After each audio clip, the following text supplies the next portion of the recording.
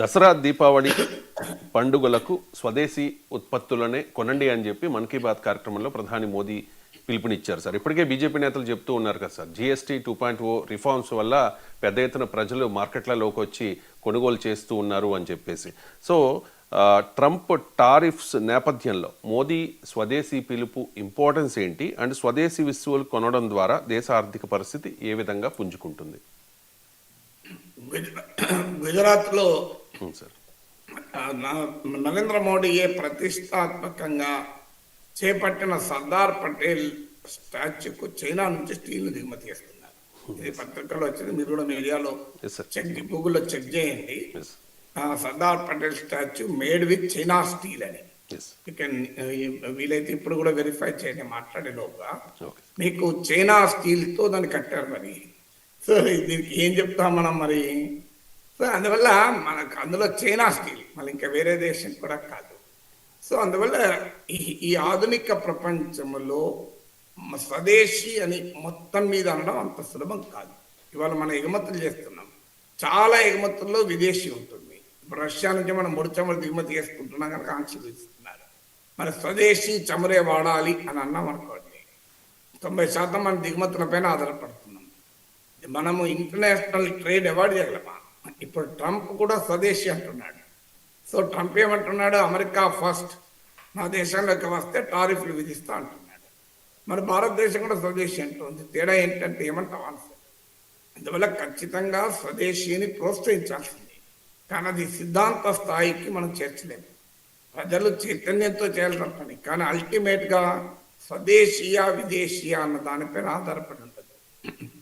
ఫైనల్గా ఆధారపడేది అది ప్రజలకు చౌకగా ఏది ఉంది అనే దానిపై నిర్ణయిస్తారు.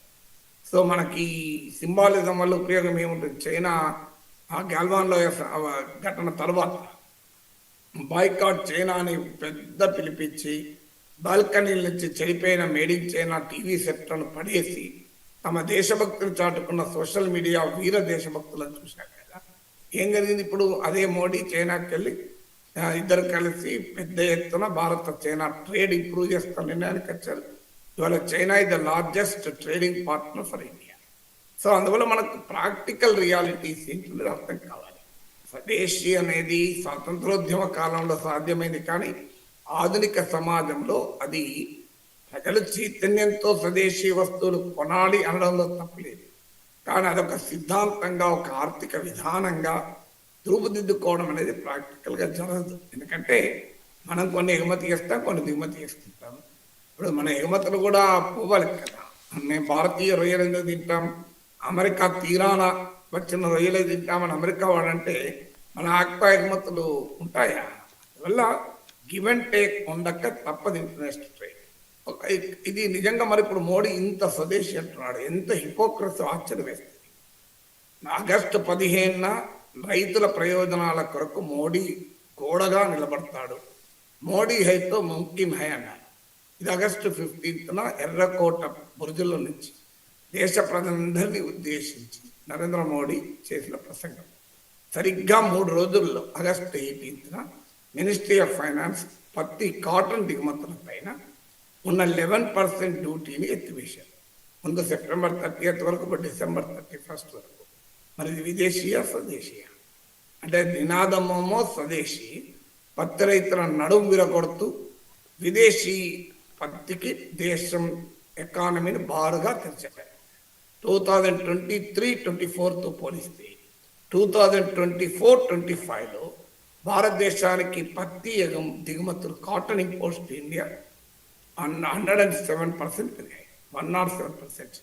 2024-25లో భారతదేశం $1.2 బిలియన్, $120 కోట్ల పత్తిని దిగుమతి చేసుకుంది. మరి ఇది ఏ స్వదేశీ అంటారు? మోడీ ప్రధానమంత్రి ఉన్నప్పుడే జరిగింది కదా. ఇప్పుడు డిసెంబర్ 31 దాకా ఎందుకు కాటన్ పైన దిగుమతి సుంకాన్ని తీసేశారు? ఏం భారతీయ దేశంలో పండే పత్తి సరిపోదా? మన ఆదిలాబాద్లో, మన గుంటూరులో, మన వరంగల్లో పండే పత్తి పనికిరాదా? ఎందుకు దానికి అమెరికా పత్తి కావాలి? ఎందుకు ఆస్ట్రేలియా పత్తి కావాలి? అక్కడ పండితేనే పత్తి బాగుంటుందా? మరి ఎందుకు నరేంద్ర మోడీ ప్రభుత్వమే తీసుకుంటుంది? దీని మించిన హిపోక్రసీ ఇంకేమైనా ఉంటుందా? దానికి మొదలు సమాధానం చెప్పాలి కదా. అందువల్ల ప్రాక్టికల్గా ఒకవైపు నీవేమో విదేశీ వస్తువులకు దిగుమతి సుంకాలు ఎత్తివేస్తూ మరోవైపు స్వదేశీ అన్న నినాదం చేస్తే ఎవరి న్యాయం? ఇప్పుడు భారత ప్రజలు దేశీయ పత్తితోనే తమ జీవితాలు, తమ బట్టలు, తమ ప్రొడక్ట్ తయారు చేయాలని కోరుకుంటారు. పత్తి భారతదేశంలో హిందూ మతంలో చాలా ముఖ్యమైనది కూడా. కార్తీక పూర్ణిమ రోజు మనం పత్తితో చేసిన వత్తులు తయారు చేసుకుంటాం. అది మనకి ఇలా చైనా వత్తితో చేస్తున్నామా వత్తిలోనూ, లేదా ఇండియన్ కాటన్తో చేస్తున్నామా, చైనా కాటన్తో చేస్తున్నా కూడా తెలియదు. అలాంటి పవిత్రమైన పత్తిని కూడా మీరు విదేశాల నుంచి దిగుమతి చేసుకుంటున్నారు. ఎందుకు దిగుమతి చేసుకుంటున్నారు? మన రైతులు పండిస్తున్న పత్తి ధరల్ని దెబ్బతీయటానికి కాదా?